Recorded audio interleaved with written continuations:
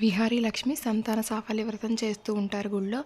Vihari family members కూడా అక్కడికొస్తారు. కానీ లక్ష్మిని, విహారిని అయితే అస్సలు చూడరండి ఇంకా.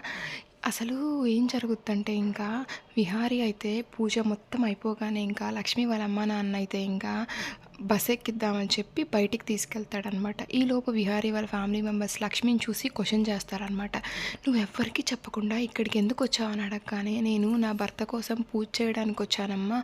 పొద్దున్నే మిమ్మల్ని అందరినీ లేపి డిస్టర్బ్ చేయడం ఎందుకని నేను ఒక్కదాన్నే వచ్చాను" అని అయితే చెప్తూ ఉంటుంది.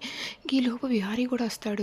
ఆ సహస్ర అయితే, "బావా అసలు నీకు లక్ష్మి ఇక్కడ ఉందని ఎలా తెలుసు?" అని అడగగానే ఇంకా విహారీ అయితే, "నా ఫ్రెండ్ చూసి చెప్పాడు లక్ష్మి ఇక్కడ ఉందని చెప్పేసి, అందుకే నేను ఇక్కడికి వచ్చానని" అంటూ ఉండగా ఇంకా విహారీ ఫ్రెండ్ కూడా అక్కడే వస్తాడనమాట.